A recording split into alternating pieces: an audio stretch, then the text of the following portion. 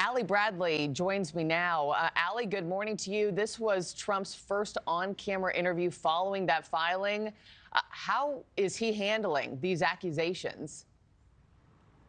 Yeah, hey, Markie. So it was just hours before we were slated to interview the former president that news from the special counsel came down, where Jack Smith said that President Trump's actions were, quote, a private criminal effort. And so we asked Mr. Trump his response in that space, and he called it a weaponization of government. Take a listen. Jack Smith is a prosecutor who was put there in order to screw up the election for the Republican Party. The people know it.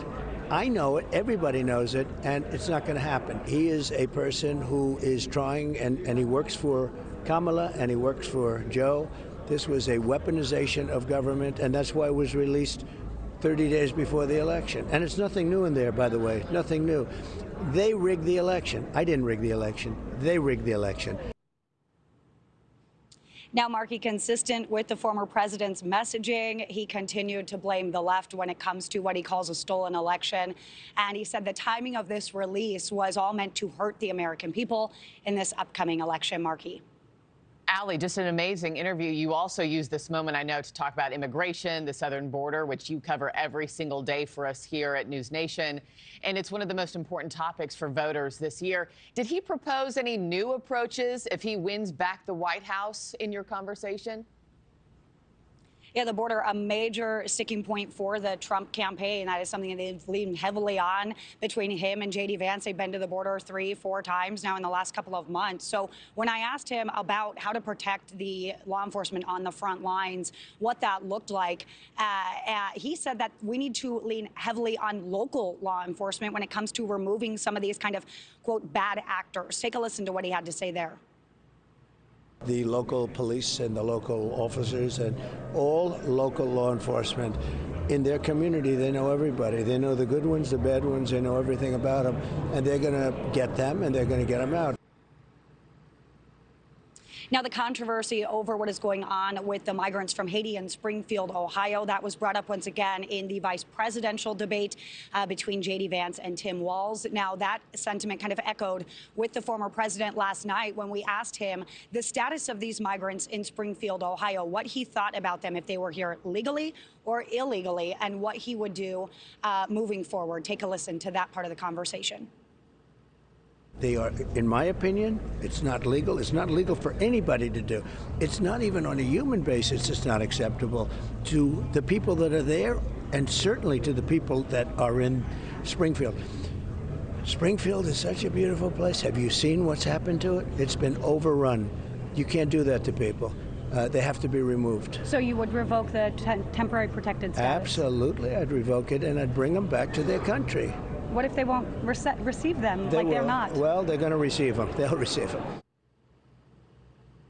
Now, Markie, it's worth noting here that both Haiti and Venezuela have refused deportation flights from the United States for months now. Markie. And Allie, you were just covering how RPGs and IEDs were found right across the U.S. border at a scout site. How did Trump suggest handling the threat that cartels and smugglers pose to border agents and the country?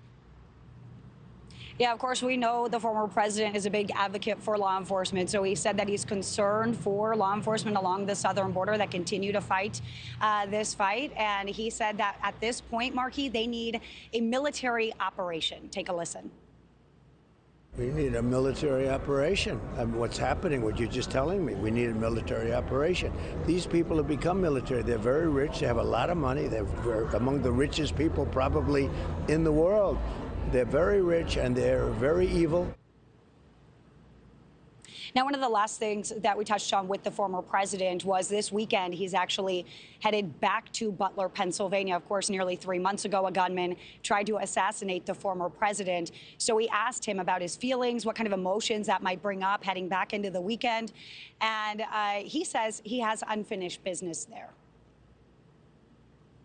Well, I'm always worried. I think that the White House isn't treating us very good. I get crowds that are 10 times bigger than anybody else, 20 times bigger than anybody else, and we're entitled to security. And I have a lot of respect for Secret Service. I think they're doing a good job, but they're only allowed to do what the White House is letting them do. Now, Markie, it's interesting, too, because he went on in that part of the conversation and let me know that they actually approved within the White House additional Secret Service for him, for the former president. So there was actually a lot of heightened security in this event. His people even saying you've got to go through a couple more hoops this time around. Thanks for watching, everybody. Go to joinnn.com to find NewsNation on your television provider. Also, don't forget to click that red subscribe button below to get more of NewsNation's fact-driven, unbiased coverage.